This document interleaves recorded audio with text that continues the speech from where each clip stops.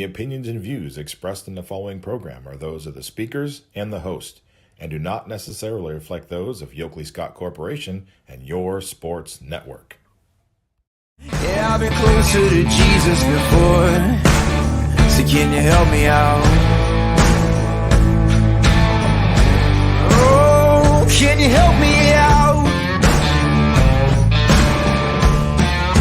Am I on my own? Am I on my own?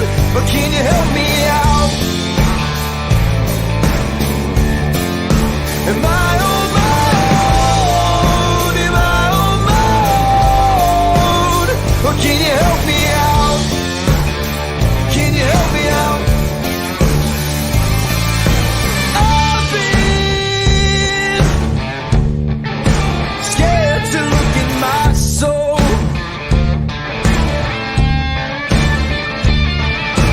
I've been afraid I would follow the road. Yeah, afraid of the things I've been told. Hello, everybody. Welcome inside a beautiful Wednesday episode of Running Point on YSNLive.com. Brought to you, as always, by our good friends over at Greenwood Chevrolet in Austintown. Anthony Hartwig, Scotty Mincher. Right next to me, Scotty, coming off of the 4th of July holiday. We hope that everyone out there that is watching and listening right now had a wonderful 4th of July. Scotty, how was your Independence Day? Oh, it was great, man. I try, and sometimes I fail. I try not to take it for granted every year. It's one of my favorite holidays, and it's not even so much like I am a fireworks guy. I like some good fireworks, but to me, it's just more about just being with your family and friends and just, kind of having great conversations, just kind of relaxing, taking it easy, eating delicious food, and just having a good time. So the 4th is always one of my favorites. I know they say the official kickoff of summer is like June 21st or whatever, but I always see the 4th as the official, okay, summer's here, let's go. I always see it as like the middle of summer, Scotty. Like my idea of summer starts like when you get off of school. That's summer, right? Like if summer starts in July, man, we have a really short summer because I'm telling you, by the mid-September months, we're already like, hey, guess what? It's cold again. Luckily, we're not on Scotty's calendar. Scotty's like, hey, we have a one and a half month summer, and then you're done. You're done.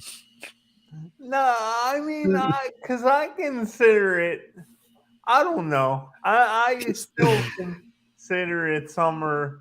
Oh, it's definitely summer. I just think the it's been month of summer for a while. September, but Once you start to get into the weather where you can comfortably wear a t-shirt and shorts every day, that's like that better be our summer. That's all the summer that Ohio's getting. So because you know what, I'd say probably 9 months out of the year you at least have to have like a hoodie on to be comfortable. so you're really summer start for you is really more like Memorial Day. it always, like, even though I've been out of high school for 11 years, 12 years now, actually, class of 2011. It just always that time when you would get off school, like your brain has been conditioned to get excited for that first week of June, which is when I got off. South Range did it late, so our summer vacation started later than almost anybody's, and then we would go back after the fair. Almost everyone else would go back before the fair. We would go back after the fair, and we would also end the school year a little bit late. But yeah, that like first month of June, like my body is still kind of geared towards that being the start of summer. And it's probably because for 12 years of my developmental life, it was always, this is when summer vacation starts. Yeah. Well, maybe it's just because I'm getting up there. I'm older So than like you. Scotty's like, hey, it's finally summer. Like you're thinking it's summer now, right? Yep. Scotty, what's your favorite firework? Uh I it might seem simple, but I have to go. Second would be probably just sparklers because it's the one firework like I feel safe with, and like if someone lights it, I'm like, oh, this isn't gonna go bad. It's all cool. So I like just the sparklers, but my number one, I'm a firecracker guy. Just the sound of the firecrackers, they take the number one spot for me. But For me, it's really weird even being in town on the 4th of July. This is usually when I'm in Kansas City, and 4th of July is usually a holiday where I'm with my Kansas City family. And I'll tell you what, the people down in Kansas City take the 4th of July extremely seriously. You can go out in your like here, you have to go to a park, or maybe if you're lucky enough to be next to one, you can maybe go outside, watch the community fireworks show. But when I'm in Kansas City, you just go out to your porch and the whole street's lighting stuff off. So like you're just like, oh, there, and these people go until like 3, 4 this blast and fireworks all night long. Like here, like last night, it was done by like midnight. Maybe they're like, okay, we're over this. But in Kansas City, I don't know what it is about those Midwesterners, but they love their explosions. And my uncle will go and drop, you know, $200-300 on fireworks, and I'm sitting there like, you are just literally burning money. It's what you're doing. I never got like I don't mind them anymore. When I was a kid, I hate them because I hate the loud noises. But I don't mind them anymore. But I still don't get the appeal. Like you're literally paying money to light it on fire. just burn it, yeah. Literally Like burning money. I'm the same way. Um, I like watching them, I but will never spend 200, 300, $400 on fireworks. It's An- just like, Anthony, just out of curiosity, because you said how when you were young you hated them because oh, those loud noises. I you didn't maybe like because my vision was so bad, my ears developed more. But like the fireworks to me, they like, especially when I was younger, they like literally hurt my ears to hear them. are you because this Man, happens to me all the time with I think it's just like a cerebral a palsy thing, but maybe. like I'm really jumpy like Oh all yeah. the time. Like I Yep. do you Everyone that get knows that me way knows that I too? jump at everything, and Yeah. it's not fair. And it's every firework makes me go like this. Even Yeah. like the ones that are coming, you hear the pew, and you're like, okay, boom, oh god. Yeah, like that's the thing. Like no matter how much I prep myself for it, and how much I tell myself, like it's coming, just relax, Yeah. and I still Well, jump. I like sitting next to you at the YSN All Star game. That buzzer was giving you fits, man. Yeah, But then I was like, Scotty, like you were sitting in the worst place. You were right under the scoreboard. That buzzer's like the loudest where you were sitting. But every time it would buzz, I see Scotty go, whoa. yeah. It was bad. I mean, it's a great seat, so I kind of, you put up with it. This is a funny story. So, But when I went to my first YSU volleyball game back when I was a student, like, why is this is gonna sound crazy? I'm like, oh, Anthony's such a loser. The YSN buzzer, the buzzer they have in that gym is like louder than any high school gym you would go to. Because I've up to that point, I go to YS like high school pretty much is my only experience going into. I don't go to a lot of college basketball, volleyball games to that point. Well, if you know anything about volleyball, they do the warm ups clocked. So like well, now I've learned, so I know when the buzzer's coming. So 23 minutes, 19 minutes, and then it goes to 5, so 4, like something like that. I don't remember exactly. I think it's 15 after that, then 10 minutes, 6 minutes, and then the 1 minute for the end of warm up. So the buzzer goes off like every 4 to 5 minutes in volleyball warm ups. Well, I didn't know this because they don't really do that in high school. The referee just blows the whistle and the next team takes the floor. So I'm sitting there on the front row bleacher, my first YSU volleyball game I ever went to, and I'm sitting there. I'm just having a fun time, Mountain Dew in my hand, and the buzzer goes off, and I'm on the bleacher, not in the back seats, so I'm on the bleachers, and the buzzer goes off, and I jump so hard that I like fall off the bleacher, and the Mountain Dew falls out of my hand, and it spills, and I was like, oh no, I'm never coming back. I am out. Oh man, I am never gonna Yeah, live this one down. I don't know about you, but like every time like a jump that bad happens to me, I always try to like play it I'll off, play but it off, then absolutely. everyone's Like you laughing. look around like, yeah, no, that didn't happen. Oh, the worst thing, Scotty, was going through high school or middle school, and we were watching a movie in class, and even movies, even if they're not trying to make you jump, sometimes they'll make me jump if the sound comes out of nowhere. But in high school, you're sitting like on those desks, so you have a desk right above your legs. When I jump, my legs jerk straight up, so there's no hiding it because there's this loud bang. Like Anthony, did you just like put your knees right through the desk? Yeah, Oh that's man, we are off on a tangent, but that's okay. It was 4th of July. It was great. My favorite fireworks, Scotty, by the way, and this is something I always appreciated because my family knew I didn't like the big loud ones, so they were like, "Oh, Anthony, we got you one. You'll love it. It's called a fountain, and it comes in this little cone, and it's like I don't have to. Well, I don't have to hand gesture what a cone is. Everyone knows what a cone is. It comes in this little cone, like not little. It's like maybe like this high. Like it's a cone, and it just spits out the bright colors that you would see up the in the different sky. colors. Doesn't make a lot of noise. Just it's kind of spitting noise, and maybe every now and then a pew. But those are the quiet ones. I'm like, yeah, quiet and pretty. We'll stay there. We'll stay in Yeah, that. We'll stay in that wheelhouse right there. that's Pretty why and quiet. that's why sparklers are high for Yeah, me. yeah, they're pretty and they're not gonna blow up on you. No. Um, but sparklers, you got to be careful, man. Those sparks will get you. You're sitting in a wheelchair, you're holding it. All of a sudden, your foot's on fire. Yeah, you do have to be Put it careful. in reverse, Terry. Oh, I forgot about that. Oh, That was so funny. that will forever be me and Scotty on the 4th of July. If you're in a wheelchair and you're in the mix of fireworks, you'll never not hear that joke. So, Scotty, that was great. It was a great 4th of July. We hope everyone had a fun but very safe 4th of July. It was the obligatory news reports on fireworks safety on Monday. We're like, okay, here we go. It's 4th of July again.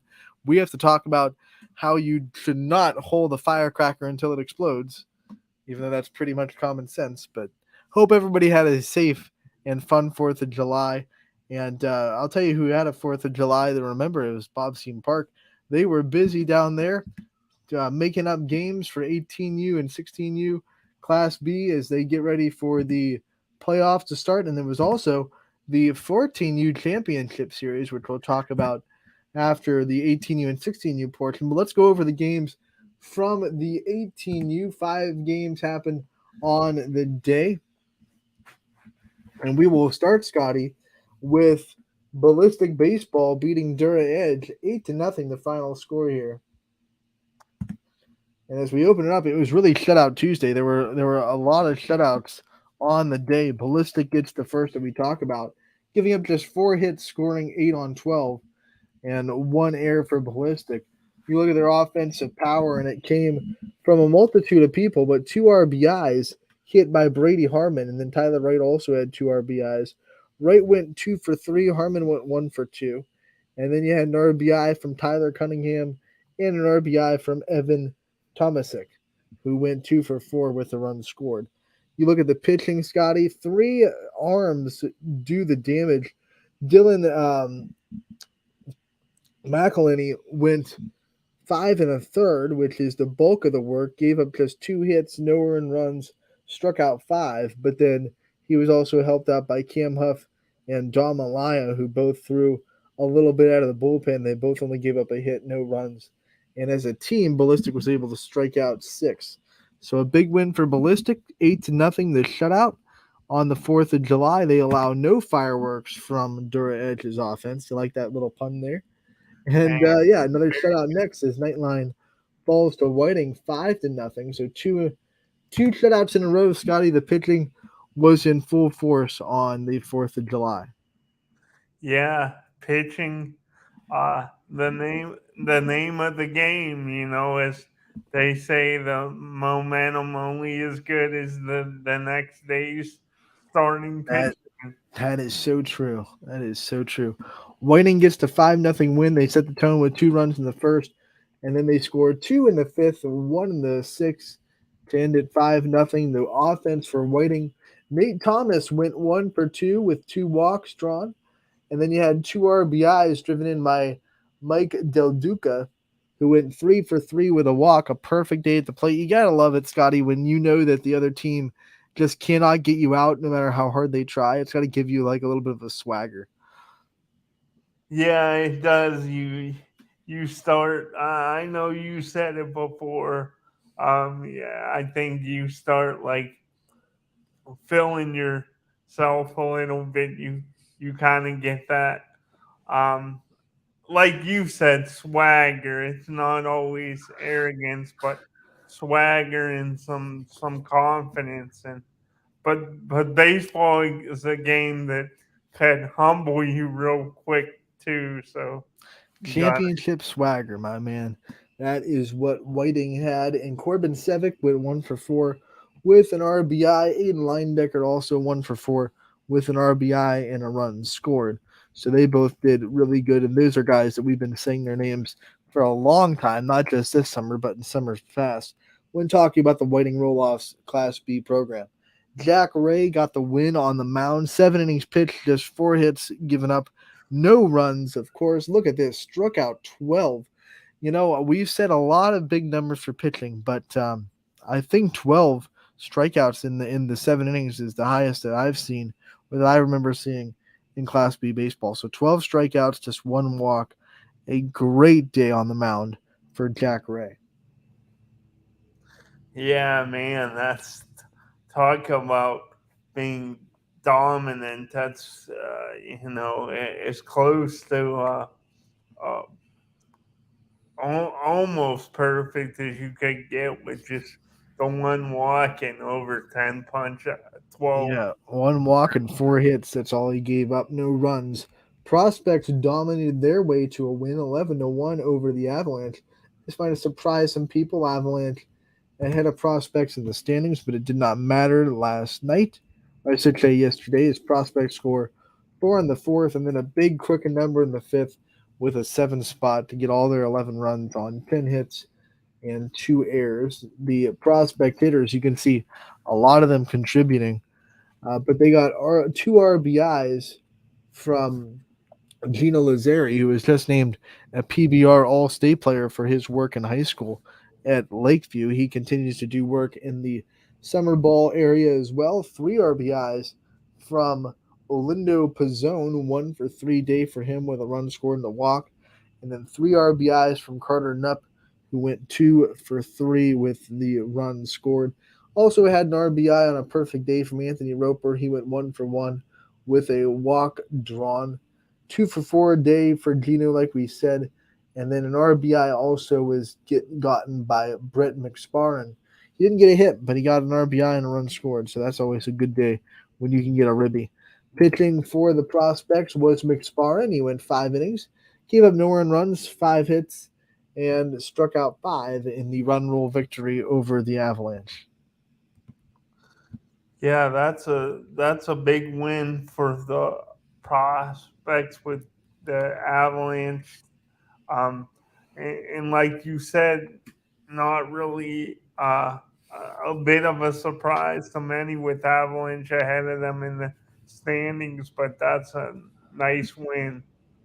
The league leading Astro Falcons got a heck of a battle from Athletics, but in the end, they were just a little bit too much helm off the upset, and they won 3-2 over the Athletics and denied them the upset bid. You see 2 runs in the second for Athletics. They were up 2-0. The Astros tied up at 2 in the fourth, and then 1 run in the top of the seventh would win it. 3 runs on 6 hits 2 errors for the Astro Falcons. You look at the batting order, a perfect day at the plate for Will Petty. He went 2 for 2 with a walk and a RBI. They also had an RBI from Joe Lute, who went 2 for 3 with a run scored.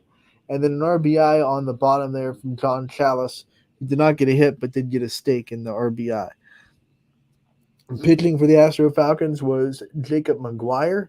He got the win. He went 3 innings, gave up no runs on 1 hit, struck out 2, and then Colton Rourke went 4 innings, gave up 2 earned runs on 4 hits, struck out 1. And I think that's pretty impressive. We've seen the Astro Falcons pitching dominate all year, but despite not being able to score a lot for the Athletics, they were able to put a lot of balls in play. Only 3 strikeouts as a team. That's step one to trying to beat the Astro Falcons is obviously stay away from the strikeouts that their pitching staff can get. Unfortunately for the Athletics, they just couldn't get enough offense, but they did get 2 runs, and their 2 RBIs came from C.J. Frasco, who went 1 for 3, and then Evan Tice went 1 for 3 with an RBI as well, and that would do it for the Athletics offense. Excuse me.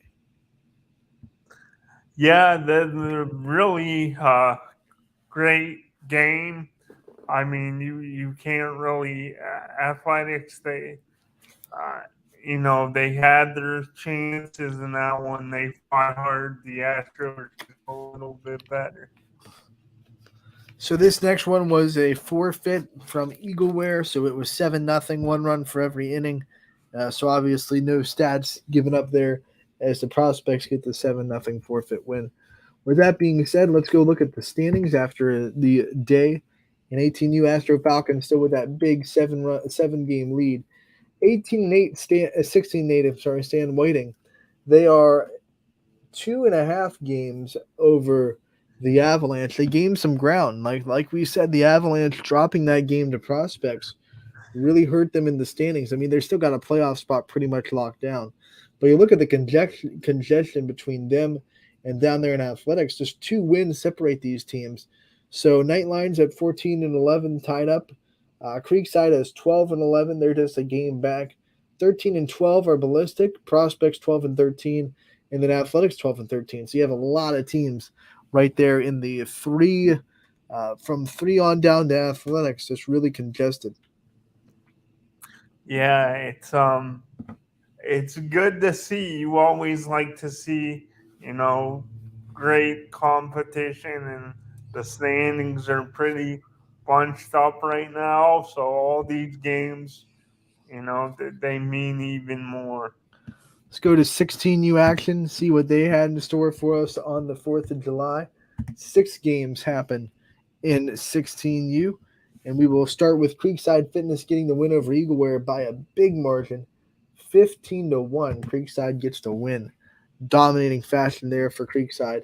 You look at the runs, they're also pretty spread out. 8 in the first, 3 in the third, 4 in the third, 3 in the fourth. And that would do it for the run rule victory. Creekside had bats everywhere, but 3 RBIs from Thomas Gargis, who went 4 for 4. That's a heck of a day. 3 runs scored, 3 RBIs. He also had 3 RBI from Wyatt Burchell, who went 3 for 4 with 2 runs scored. 2 RBI on the day from Jackson Cheeks, who went 1 for 2 with a run scored. 2 RBIs from Hayden Newton, who went 2 for 4 with 2 runs scored. Pitching for Creekside, getting the victory, was Mason Petridis.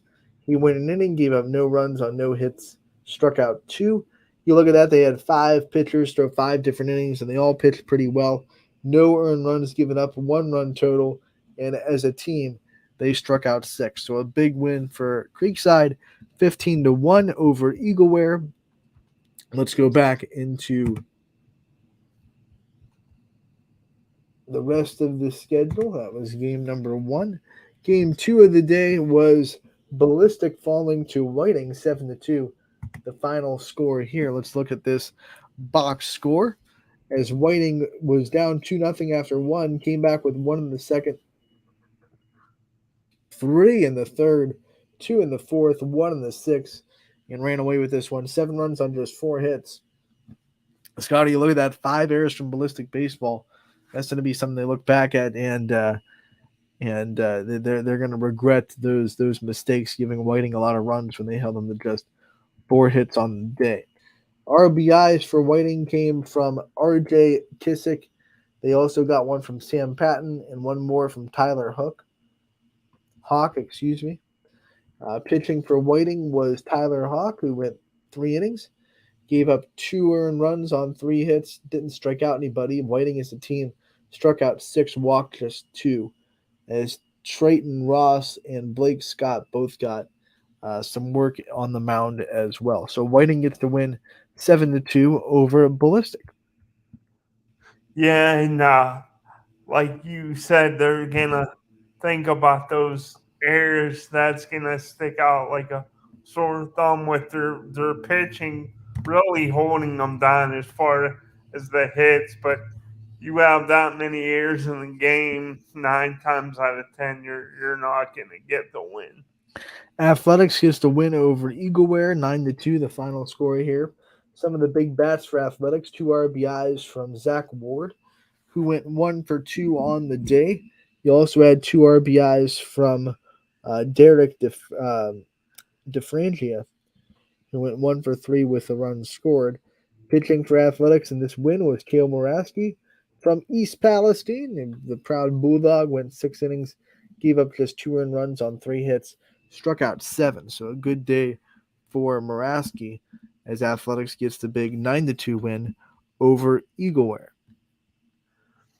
Yeah, that's you mentioned the good day for Moravsky, and anytime you get the 9 runs, it's a well balanced Yeah, attack. So when great. you get offensive help like that, and this is something that you talk about with baseball a lot, when you're getting offensive support, it lets your pitcher get a little bit more aggressive, work the zone a little bit more. They know they have a cushion.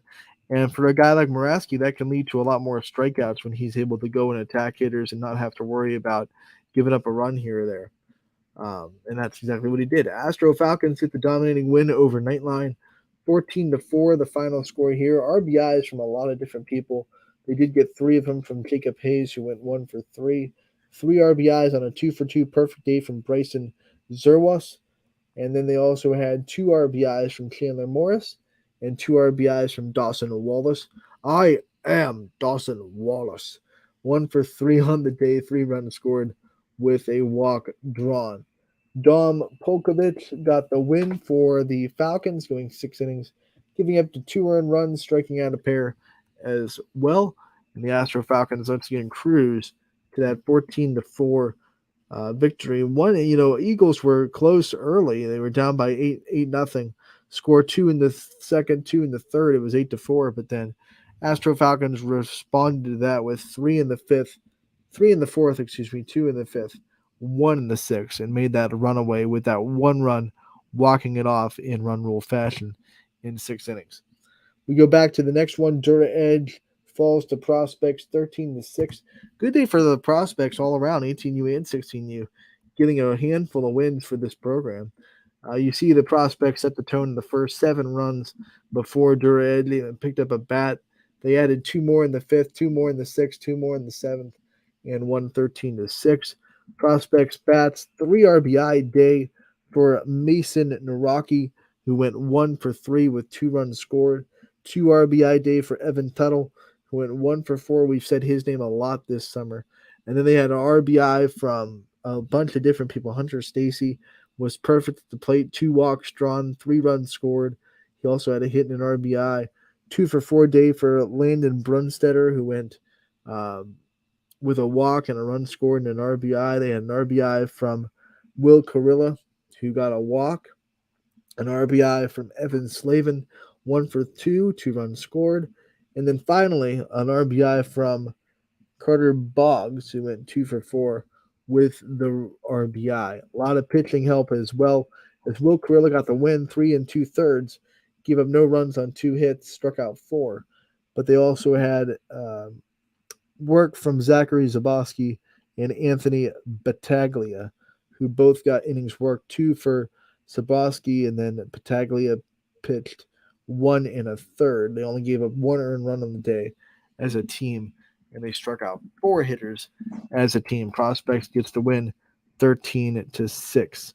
Last but not least, in 16U, we have Dura Edge bouncing back to get the win over the Astro Falcons. A big little upset here as they win 6-3 over the Falcons. 2 runs in the first, and then 2 more runs in the fifth, 2 runs in the sixth to win 6-3. Dura Edge big bats. Shane Hickson got a RBI on a walk. Also an RBI for Nathan McGanahan. RBI on a 2-for-3 day for Logan Lyons. 2 runs scored for him. RBI for Nate um, Palucci with a walk. And those were the runs scored for Dura Edge. Pitching wise, it was Anthony Larson that got the win. 2 2/3 on the mound for him. Gave up no runs on 2 hits. He struck out 1. We have McGanahan and Ryan Knifer both getting time on the mound. Knifer went 3 1/3, gave up just 2 runs on 2 hits, 1 strikeout, and then McGanahan went 1 inning, gave up no runs, no hits, and struck out 1. So good day for both pitching and hitting for Dura Edge, and it was a nice bounce back win after falling in the game before as they take down the Astro Falcons 6-3. With that said, let's take another look at the 16U standings. You see Creekside still holding that 2-game lead. They are 18-4. Avalanche 16-6. They are 1 game ahead of the Astro Falcons, who are sitting in third at 15-7, tied with Whiting, who's also 15-7. Then you have Athletics at 12-10, Prospects at 11-11. Dura Edge, like we said, there was an upset to beat the Astro Falcons. They're sitting at 8-14. You have Ballistic at 6-16. Nightline at 5-17. Eagle Ware rounds them out with the 4-18 record. And then last but not least, I want to go to 14U because they have a heck of a championship series brewing. Last night, well, although we don't have stats available, we saw both teams get a win. And because of that, that forces this to go into a decisive Game 5 and a best-of-5. We are tied at 2 games apiece. Astro Falcons had the 15-5 win to open yesterday. They took the 2-1 lead, but the Avalanche responded right back with a 10-8 win to force a Game 5. That'll be tonight on scene. Let's see, I forget what scene it on. Scene 2 at 5:30. It's going to be the championship. Winner take all. Decisive Game 5. Doesn't get any better than that, Scotty. No, it doesn't. That's what you play sports for. These moments. It's what you dream about when you're 5 years old. So 2 16U games happening today. Prospects and Astro Falcons, Athletics and Whiting. Those will be at 8 and 8:15 on scene 3 and scene 2. And then for 18U, I believe they have some games today too. As today 4 18U games, and it will be Dura Edge taking on Avalanche, Prospects taking on Creekside Fitness, Whiting taking on Athletics, and Ballistic taking on Astro Falcons. That'll be starting at 5:30, and then the games on scene 2 and scene 1 will be at 5:45. The nightcap between the Astro Falcons and Ballistic Baseball will be at 8:15. 8:15 tonight.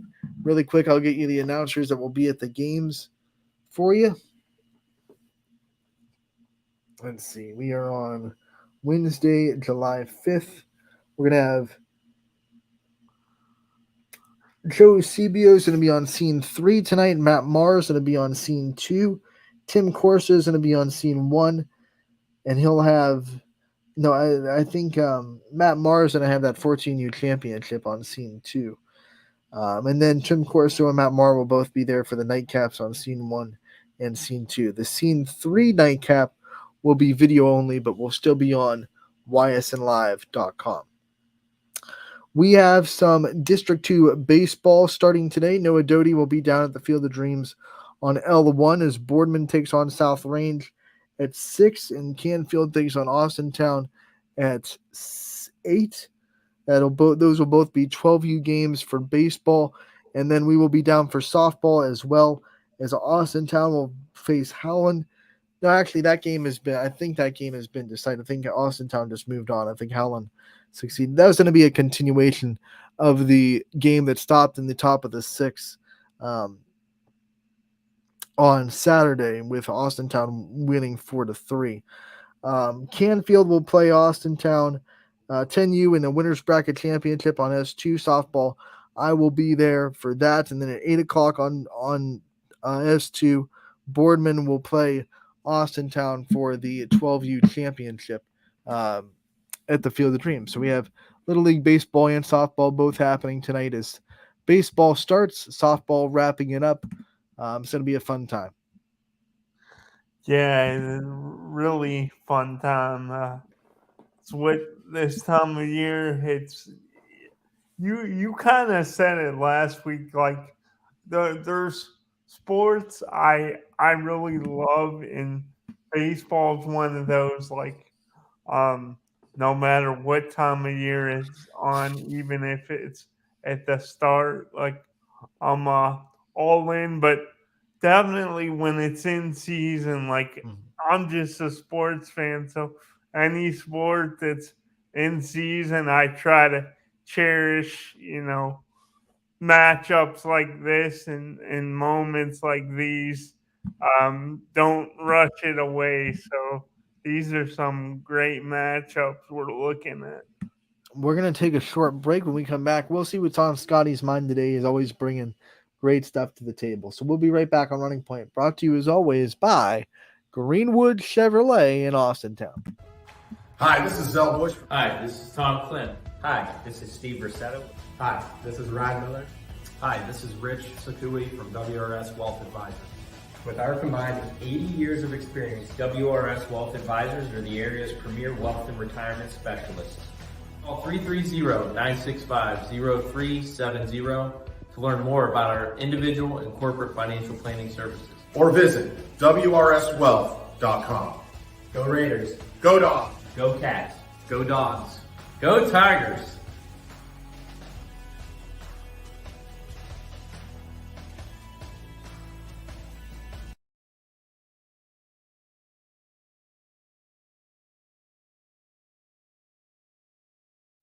Jimmy Sudman here, Director of Isle, Purple Cat, and Golden String. We are happy to support YSN and two of my favorite people, Scotty Mincher and Super Dave O'Malley. We are an agency that provides services for adults with disabilities. We infuse humor, passion, and joy into their lives. If you know of any folks with disabilities that need our assistance, please contact us.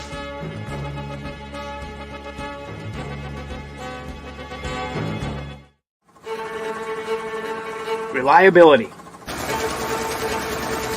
innovation,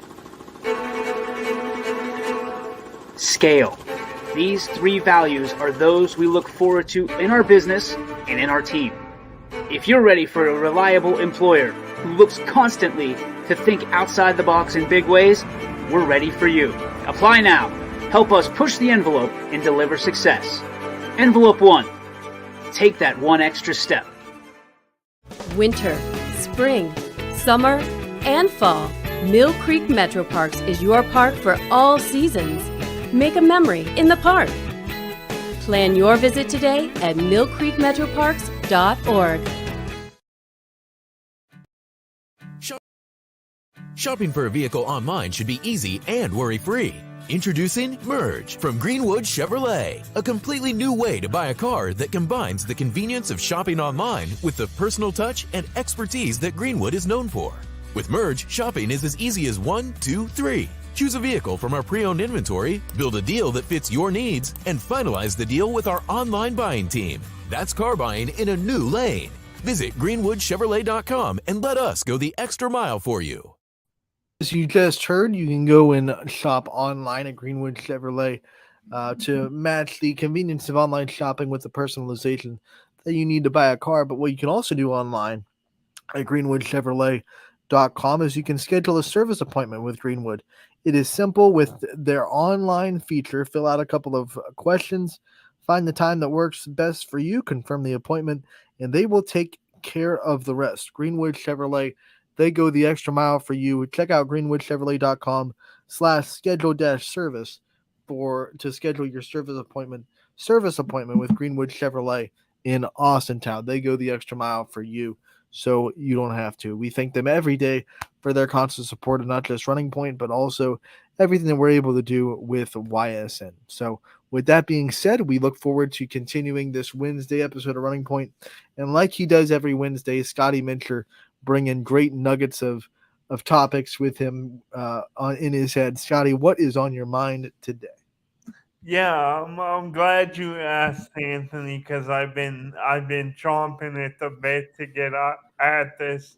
We talked about baseball and how special it is to us, and as late yesterday evening, you know me, and I'm a big time Cleveland fan, all Cleveland, but my Guardians have had a very up and down season, inconsistent play. They've been around 500 all year, but last night they beat the mighty Braves and stopped their winning streak in extras, and it was with one of their best players, Josh Naylor, on the mend, dealing with a bit of an injury right now, but all that being said, my point is I was thinking about the game last night and I was thinking about baseball, and I wanted to bring this on the show today.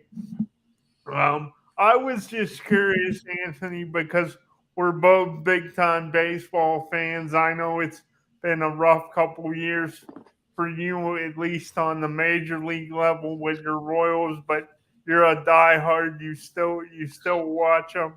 But I wanted to know for you, what's your favorite thing about baseball? Like, what do you think makes it such a great game?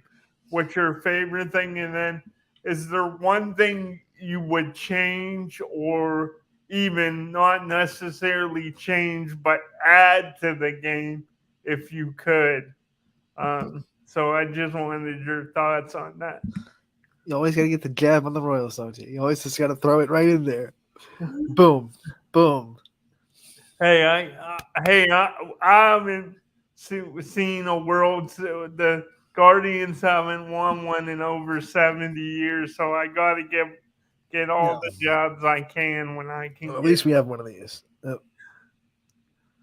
Oh You man, know, that we have a hurt. World Series championship. That Let's hurt. go. No, but one of my things like baseball that gets is so fun to watch and so fun to cheer for is there's so much what's the word I'm looking for? There's so much variations in what could happen. I mean, you can watch a baseball game still, even though it's been going on for it should be 100 plus years. You can still turn on a baseball game any given night and see something that has never been done in baseball, or see something that you've never seen happen in baseball, because it's that much of a fickle thing that you just don't like.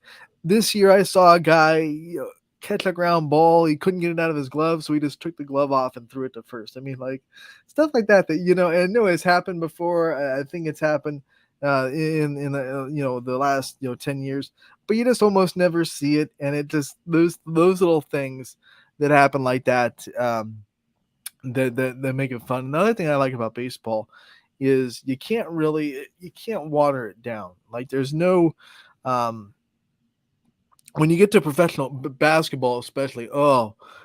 I've drummed on about the NBA and how much I just don't like it because it's watered down basketball, and they just do so much to make sure it's a show instead of the sport anymore. But you can't really do that to baseball. Like no matter what you do, you can't water it down. There's not going to be a huge difference in the style of play, I guess you could say, from college to pros. You look at football for college versus football for pros, and there are a bunch of rule changes to make it more exciting and more exhilarating and more offensively based. And same thing for basketball. You look for college basketball and the way it's officiated compared to the way the NBA is officiated. There's obviously an attempt to water it down a little bit and make it a little bit more of a show.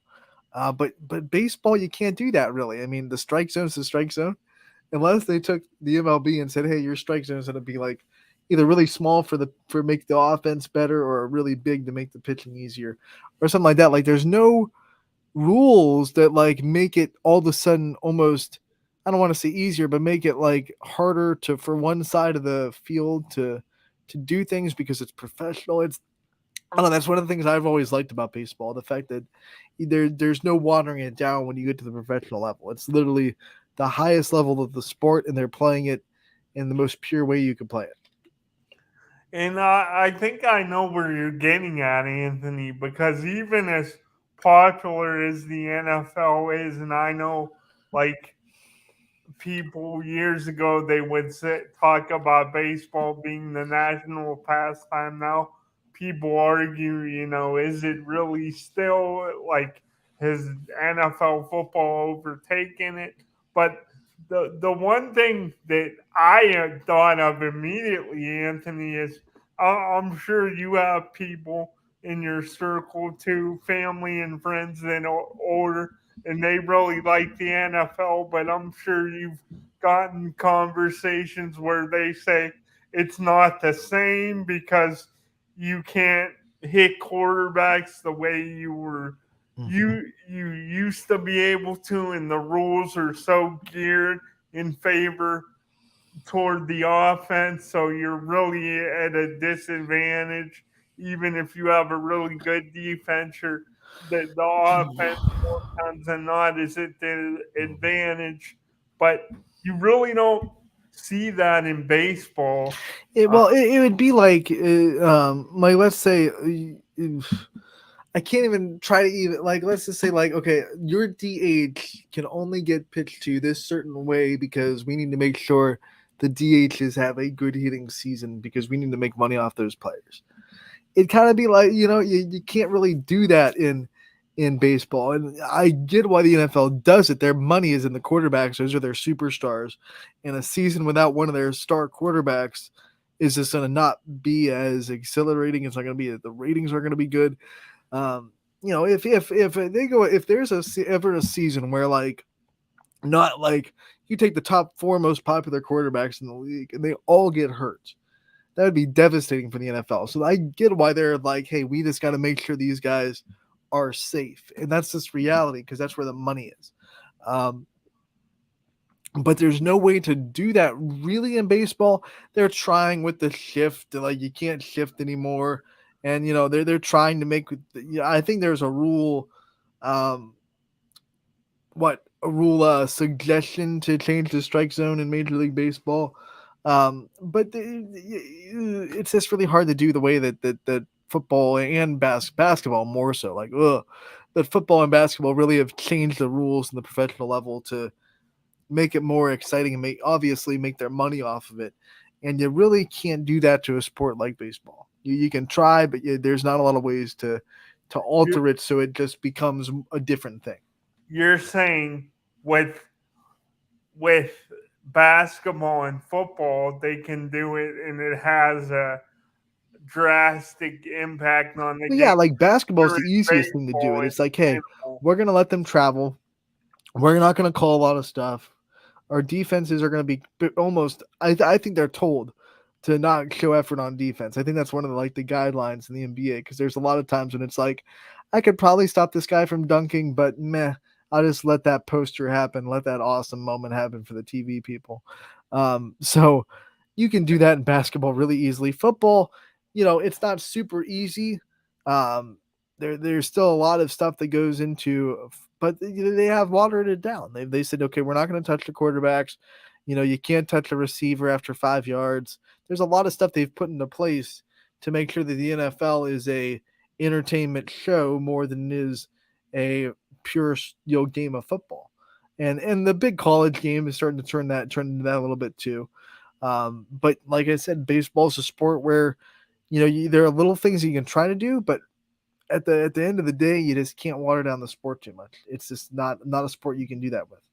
And I think, Anthony, you alluded to this at the top when I first brought up the topic.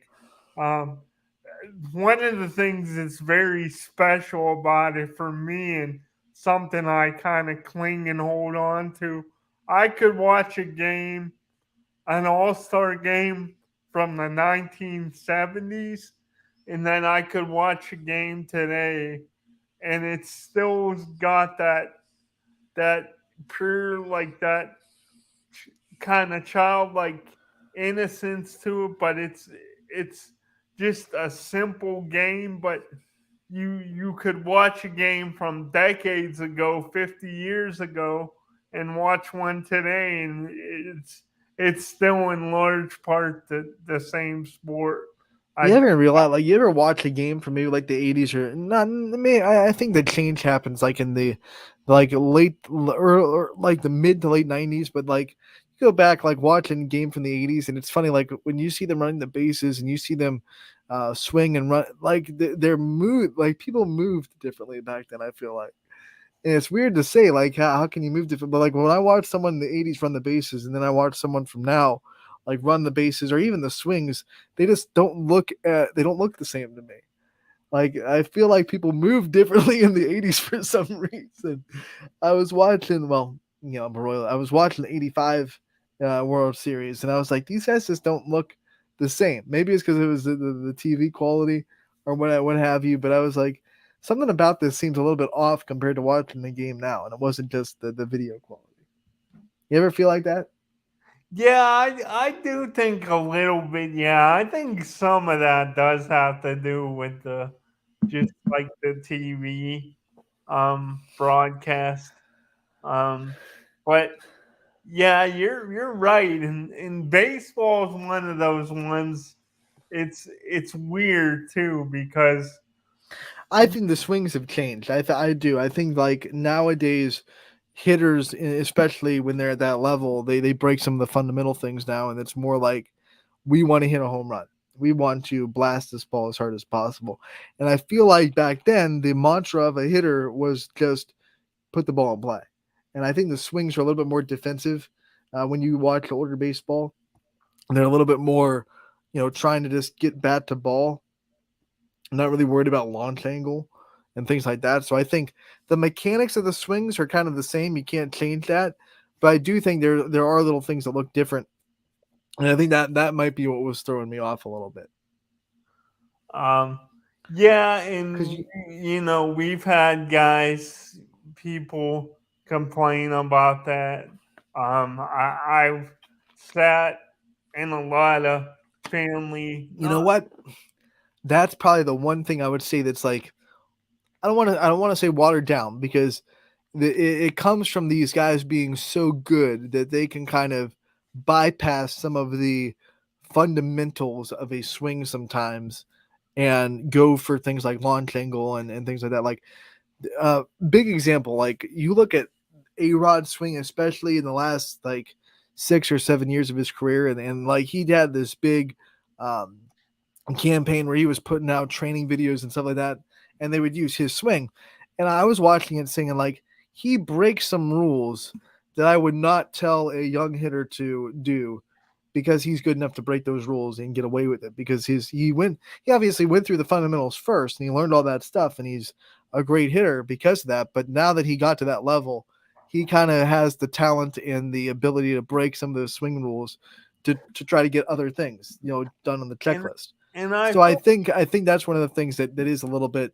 Now I don't want to say watered down, but it is different when you go from the pureness of like a baseball to the professional level because they are good enough where they bypass some of those fundamental rules. And that's in every sport, right? Like there are quarterbacks in the NFL that you would not say to a young kid, "Hey, go do what they do." Because they're too good to be able to do that. Like you wouldn't tell a kid to go do what Brett Favre is doing or go do what Aaron Rodgers is doing or Josh Allen. Like those guys are talented enough to break rules a little bit. So yeah I think that's the one thing in baseball that you see in the professional level. I think the hitters are kind of talented enough and good enough to break some hitting rules that you probably wouldn't teach to the developing hitter. and Anthony, let me know if you disagree. I just feel like A-Rod, getting back to A-Rod, I don't know. To me, maybe it's because I was like a kid, a lot younger, but to me, I feel like with A-Rod when he first came up with the Mariners in the 90s and those, even his first couple All-Star years before he signed that big contract with Texas and then went on go play for more, whopper money with the Yankees. I feel like he was a lot like he definitely bulked up, and you see that with a lot of guys. Like, I don't know, maybe it's because I was like a little kid, but I just feel like when A Rod first came up, he was kind of like a stick, and then all of a sudden he was like a big dude. Like, it just kind of happened very fast. Yeah, and that goes into it. All of a sudden he gets big. Obviously, there's the accusations out there why he got big out of nowhere. But that aside, like we're just talking about his swing, and a lot of hitter swings. Now there are some hitters that are like pure, just you have a baseball swing and you're really good at that. And I would use your swing to teach any hitter possible. Like Mike Trout doesn't break any of the rules. He has that swing that is just a pure baseball swing that you would teach anybody. But there are those guys that have a swing that the fundamentals are there, but they're also gotten to like the level where they can break some of these fundamental rules too, and they can try to really check other boxes like launch angle and things like that. Like I think right now Bryce Harper is a great example. Like he has a good fundamental swing, but he also, if you watch his swing and break it down, frame by frame, he breaks some swing rules that you wouldn't teach to a developing kid. Because he's gotten past that level. He's too good for that. Yeah, All right. That being said, I think it is time to pack up, Scotty. We don't want to overtalk like we did last week. Want to remind everybody that Little League softball and baseball are both in action tonight on YSN from the Field of Dreams. 6 and 8 o'clock, you'll be able to find games on ysnlive.com/live. You can also find Class B baseball on the network tonight. We have the 14U championship winner take all game 5. And then we'll also have other 18U and 16U action on the network tonight from Scene Park. So a lot of fun stuff. Make sure to check it out. ysnlive.com/live is where you can find it all. And we'll be back tomorrow on Running Point, brought to you by Greenwood Chevrolet